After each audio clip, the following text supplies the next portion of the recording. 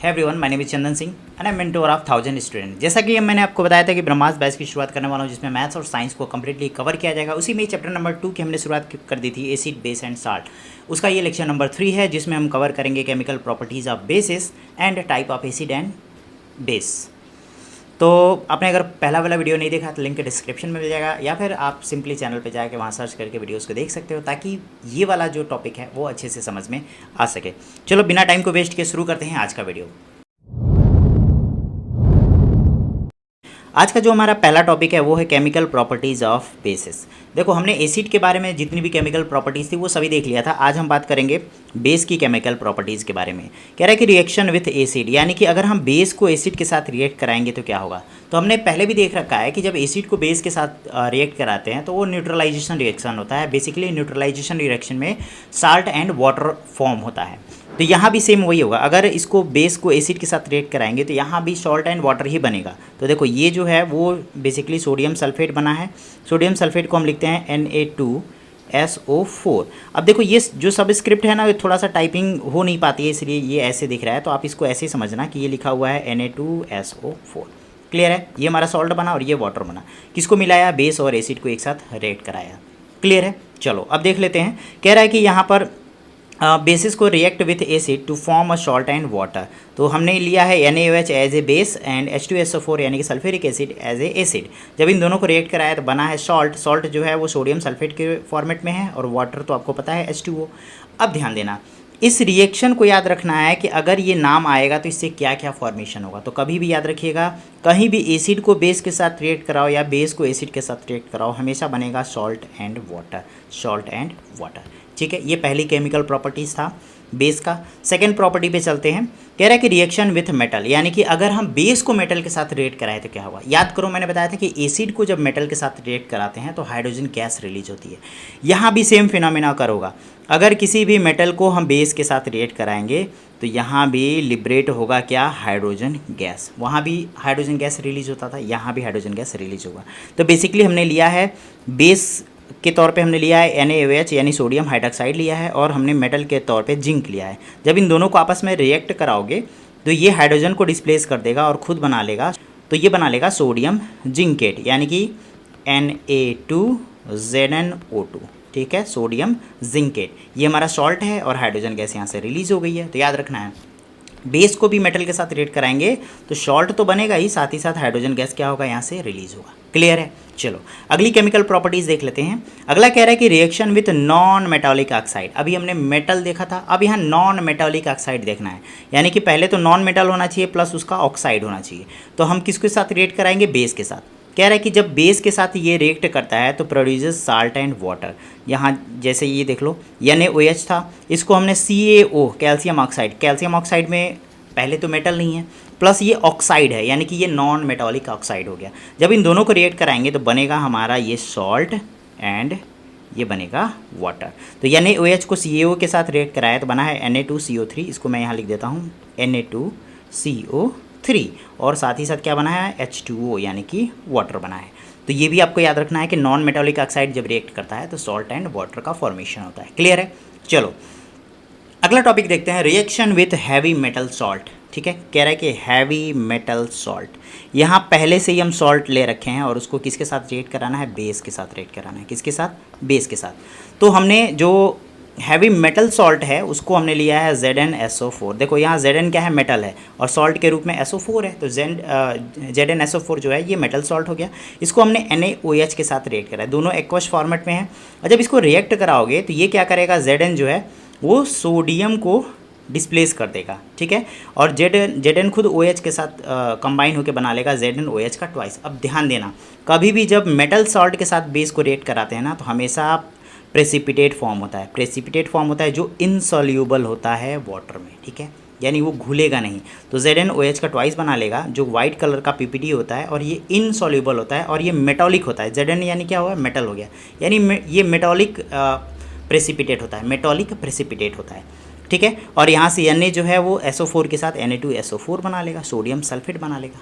Clear है, चलो आगे देखते हैं। अगली और ये लास्ट प्रॉपर्टी है केमिकल प्रॉपर्टी में बेसिस का। कह रहा है कि रिएक्शन विथ वाटर, यानी कि अगर हम बेस में वाटर मिलाएंगे तब क्या होगा। तब देखो जब बेस में वाटर मिलाओगे ना तो ये आयनाइज्ड हो जाते हैं, यानी कि इससे OH अलग हो जाएगा और जो इसका मेटालिक पार्ट होगा वो अलग हो जाएगा।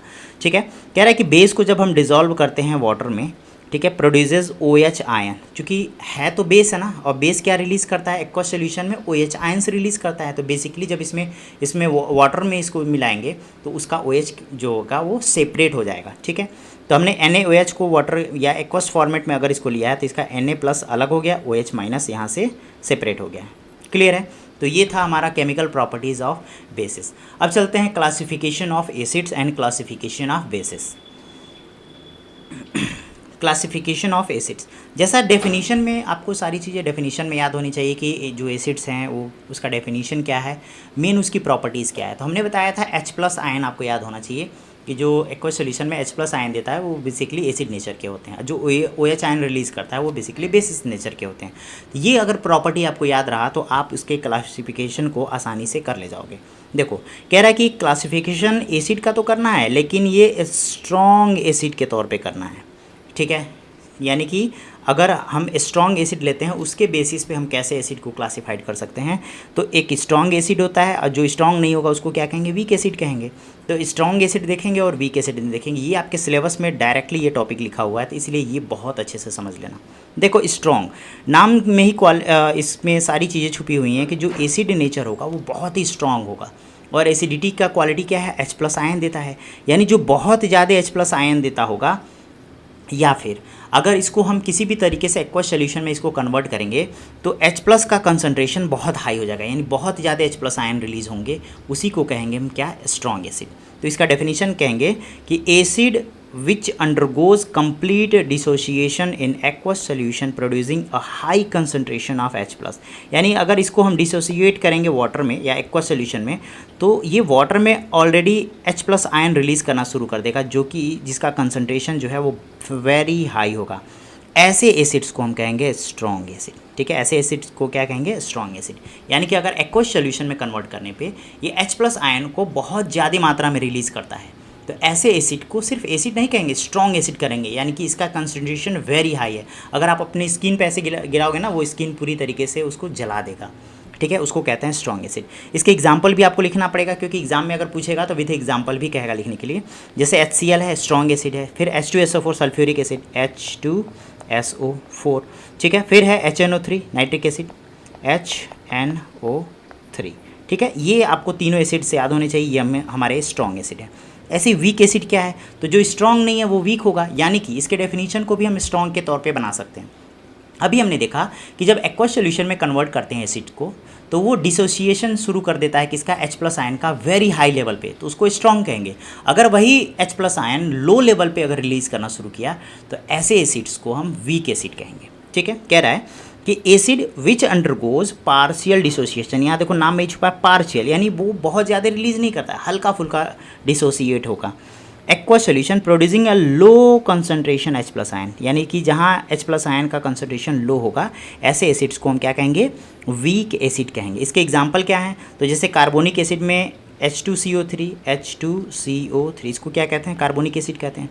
अब एसिटिक एसिड है, एसिटिक एसिड को CH3COOH कहते हैं।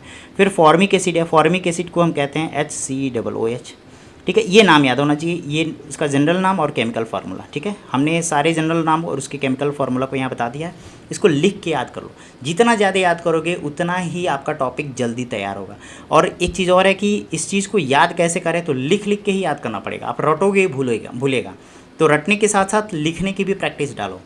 जब दोनों का कॉम्बिनेशन सही होगा तो चीज़ें बहुत लंबे टाइम तक याद होंगी। ठीक है, तो आपने स्ट्रॉन्ग एसिड और वीक एसिड देख लिया, किस पे, on the basis of strength of the acids. Next है कि जो एसिड का क्लासिफिकेशन है on the basis of basicity, यानी कि बेसिसिटी के बेसिस पे जो एसिड्स होते हैं उनका क्लासिफिकेशन हम कैसे करते हैं। तो कह रहा है कि देखो इसमें जो बेसिसिटी के बेसिस पे अगर एसिड का क्लासिफिकेशन करना है तो इसमें देखना है कि कितने नंबर ऑफ H+ आयन जो हैं वो रिप्लेसिबल हैं।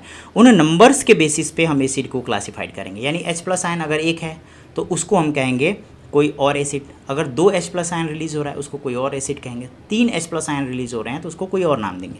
इस बेसिस पे जो हमारे एसिड्स होते हैं वो मोनो बेसिक एसिड्स होते हैं। मोनो यानी एक, बेसिक एसिड्स, ठीक है। अब देखो इसके एग्जांपल क्या है, जैसे HCl, इसको जब हम डिसोसिएट करेंगे तो इसमें एक H+ निकलेगा, ठीक है।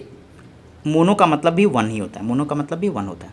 जैसे HNO3 है, इसको भी डिसोसिएट करेंगे तो ये सिर्फ और सिर्फ एक ही H+ आयन देगा। ऐसे CH3COOH देगा एसिटिक एसिड, तो इसमें भी सिर्फ और सिर्फ एक H+ आयन देगा जो लास्ट वाला H है, ठीक है। तो इसलिए इसको कहते हैं मोनो बेसिक एसिड्स। इसी के बेसिस पे एक होता है डाया बेसिक एसिड्स। अब इसमें नाम में ही छुपा है डाया, डाया मतलब होता है टू। तो जब इसको डिसोसिएट करेंगे तो इसमें 2 H+ आयन रिलीज होगा, यानी कि यहाँ 2 H+ आयन होंगे। जैसे यहाँ भी देखो H2CO3, यहाँ भी 2 H+ है, यहाँ H2SO3, यहाँ पे भी 2 H+ हैं। क्लियर है, इसीलिए इसका नाम पड़ गया है डाया बेसिक एसिड्स। फिर ऐसे ही है ट्राया बेसिक एसिड्स। ट्राया मतलब होता है 3, यानी कि इसमें से 3 H+ आयन रिलीज होगा, इसीलिए इसको कहते हैं ट्राया बेसिक एसिड्स। तो on the basis of replaceable H+ ion हम क्या करते हैं, एसिड को क्लासिफाइड हमने किया है बेसिसिटी एसिड के तौर पे, ठीक है। उसमें कौन कौन सी कैटेगरी थी, mono basic acid, dibasic basic acid और ट्राया बेसिक एसिड्स। मोनो मतलब एक H+ आयन, डाया मतलब 2 H+ आयन और ट्राया मतलब 3 H+ आयन रिलीज होगा। क्लियर है, तो ये था हमारा क्लासिफिकेशन ऑफ एसिड। अब देखो, अब हमको जो एसिड पढ़ना है उसमें उसका पढ़ना है डाइल्यूट एसिड। एसिड तो होगा बट ये डाइल्यूट फॉर्मेट में होगा। क्लियर, ये बहुत इंपॉर्टेंट है, इसको बहुत ध्यान से समझना। देखो, किसी भी एसिड को डाइल्यूट फॉर्म में कन्वर्ट करने के लिए ज़रूरी है कि इसमें वाटर की जो अमाउंट है वो मिला होना चाहिए। अब ध्यान देना है, हमको किसी भी एसिड में वाटर को नहीं मिलाना होता है, वाटर में हमेशा एसिड को मिलाना होता है। और ऐसे नहीं कि ऐसे अपने फनल या फिर बीकर लिया और ऐसे वाटर में उसको उड़ेल दिया, नहीं, ऐसा इसका एक प्रोसेस होता है। आपको कंटिन्यूअस और वो भी डीप करते हुए डालना है, यानी कि जो जैसे होता है ना कि आप हल्का सा रिलीज़ कर रहे हो, उसके अमाउंट को हल्का सा रिलीज़ करना है, बट वो कंटिन्यूअस फ्लो होना चाहिए, वो वाटर में मिलना चाहिए। देन जो एसिड होता है वो कन्वर्ट हो जाता है डाइल्यूट एसिड में। यानी कि किसी भी एसिड को डाइल्यूट एसिड तब कहते हैं जब उसमें वाटर मिला देते हैं, ठीक है। अब ध्यान देना है, वाटर में एसिड को मिलाते हैं, एसिड में वाटर को नहीं मिलाते हैं, यानी वाटर नीचे होगा, एसिड को बाद में मिलाना है, ठीक है। वो एसिड जो होता है वो डाइल्यूट एसिड में कन्वर्ट हो जाता है। इसके कुछ प्रोसेस हैं, जैसे कह रहा है कि process of mixing the concentrated acid with water is highly exothermic. यानी कि जब आप वाटर में एसिड मिलाते हो, वो भी कंसनट्रेटेड एसिड, तो बहुत ज़्यादा हीट रिलीज होती है, इसलिए उसको कहते हैं एक्जोथर्मिक, ठीक है। So when a concentrated acid and water are mixed together a large amount of heat is evolved. Clear है, यानी कि जब भी आप एसिड को वाटर में मिलाते हो तो बहुत ज़्यादा हीट रिलीज होती है। जो फनल या फिर जो बीकर लिए रहोगे आप, वो पूरा हीट हो गया रहेगा, ठीक है। फिर वही अगला वाला जो बता रहा है कि जो मैंने बताया था ना कि हम क्या करते हैं, ग्रेजुअली एसिड को मिक्स करते हैं वाटर में, वो भी स्टीयरिंग के साथ, मतलब उसको घोलते रहना है, मिलाते रहना है, ताकि वो एक बैग जो है एक्जोथर्मिक रिएक्शन ना शो करे, नहीं तो वो बीकर ब्लास्ट हो सकता है और कोई भी आदमी के ऊपर वो एसिड जो है पड़ सकता है। इसलिए बहुत सावधानी से, और वाटर को एसिड में नहीं मिलाना होता है, एसिड को वाटर में मिलाना होता है, ठीक है। तो ये था हमारा डाइल्यूट एसिड। अब आगे बढ़ते हैं अगले टॉपिक पे, क्लासिफिकेशन ऑफ बेसिस। यानी कि जो बेस हैं वो उसका क्लासिफिकेशन हम कैसे करेंगे, या वो कितने प्रकार के होते हैं। अब देखो, इसमें भी हम स्ट्रेंथ ऑफ बेस के बेसिस पे हम बेस के टाइप देखेंगे। कह रहा है कि इसमें स्ट्रॉन्ग बेस क्या होता है, तो जैसे बेस में हमने बताया कि जब इसको एक्वस सोल्यूशन में कन्वर्ट करते हैं तो ये OH आयन रिलीज़ करता है, उसी के बेसिस पे हम स्ट्रॉन्ग बेसिस कहते हैं। देखो, जब किसी भी बेस को एक्वस सोल्यूशन में कन्वर्ट करेंगे और उस सोल्यूशन में वेरी हाई कंसनट्रेशन हो जाएगा OH आयंस का, ऐसे बेस को हम स्ट्रॉन्ग बेस कहेंगे, ठीक है। Base which completely ionized in aqueous solution to furnished high concentration of H+ ion are called strong base. यानी कि अगर इसको एक्वस सोल्यूशन में कन्वर्ट करना है और उसमें H+ आयन की OH आयंस का जो कंसनट्रेशन है वो हाई मिले आपको, तो ऐसे बेस को हम स्ट्रॉन्ग बेस कहेंगे।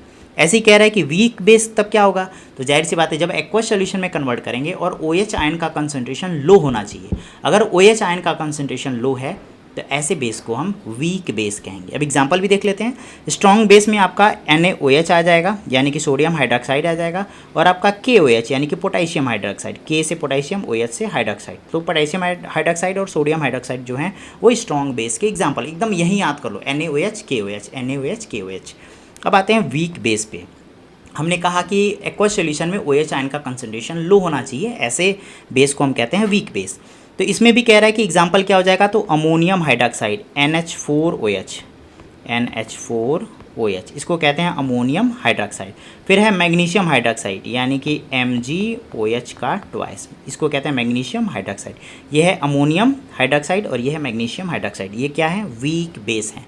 तो ये एग्जाम्पल भी आपको याद करना पड़ेगा, डेफिनेशन डायरेक्ट एग्जाम में पूछता है विथ एग्जाम्पल, तो ये सारी चीज़ें आपको याद होनी चाहिए। क्लियर है, चलो आगे देखते हैं। आगे कह रहा है कि एसिडिटी के बेसिस पे हमको बेसिस के टाइप बताना है। जैसे वहाँ क्या था, बेसिसिटी के आधार पे एसिड के टाइप्स बताया था हमने, और यहाँ उल्टा है, यहाँ बेस जो टाइप ऑफ बेस हैं वो on the basis of acidity. ठीक है, अब देखो अगर हमारे एक्वस सॉल्यूशन में जितने ज़्यादा रिप्लेसेबल OH आयंस होंगे उसके बेसिस पे जो हमारे बेस होते हैं वो अलग अलग टाइप के होते हैं। जैसे वहाँ क्या था, H+ आयन, कितने number of H+ ion replace हो रहे हैं उसके बेसिस पे हमने एसिड के टाइप बताया था। ऐसे ही अगर इसके एक्वस सॉल्यूशन में OH आयंस के जितने ज़्यादा नंबर प्रेजेंट होंगे उसके बेसिस पे भी हम बेसिस के टाइप बताएंगे। उसके बेसिस पे ये दो तरह के होते हैं, एक मोनो एसिडिक बेसिस होता है और एक होता है डाया एसिडिक बेसिस। तो इसके एक्वस सॉल्यूशन में जितने number of replaceable OH ions होंगे उसके बेसिस पे जो बेस होते हैं वो दो तरह के होते हैं। पहला होता है मोनो एसिडिक बेसिस, मोनो मतलब होता है एक। अब देखो इसके एग्जाम्पल को देखते हैं, NH4OH, इसको जब एक्वस सॉल्यूशन में कन्वर्ट करोगे तो ये OH आयन में एक OH आयन को रिप्लेस करेगा, इसीलिए इसको कहते हैं मोनो एसिडिक बेसिस। फिर हमारा है NaOH, इसको भी जब एक्वस सॉल्यूशन में कन्वर्ट करोगे सिर्फ और सिर्फ एक OH आयंस रिप्लेस करेगा, इसीलिए इसको कहते हैं मोनो एसिडिक बेसिस। क्लियर है, अब देखो अब है डाया एसिडिक बेसिस। डाया मतलब होता है दो, यानी कि यहाँ OH आयंस जो होंगे ना वो दो रिप्लेस होगा, इसीलिए इसको कहते हैं डाया एसिडिक बेसिस। जैसे यहाँ देखो CaOH का ट्वाइस, यहाँ OH कितने अमाउंट में है, दो अमाउंट में है, यानी इसको एक्वस सॉल्यूशन में कन्वर्ट करेंगे तो ये दो अमाउंट में रिप्लेस होगा। यहाँ भी है MgOH का ट्वाइस, मैग्नीशियम हाइड्रॉक्साइड, इसमें भी जब आयंस में कन्वर्ट करोगे तो ये दो OH आयंस को रिप्लेस करेगा, इसीलिए इसको कहते हैं डाया एसिडिक बेसिस। तो आई थिंक आपको type of acid and type of bases completely clear हो गया होगा। Strong acid, strong base, weak acid और वीक बेस, ये हमने चारों बता दिया है। अब plus on the basis of acidity base का टाइप बताया था, on the basis of basicity acid का टाइप बताया था।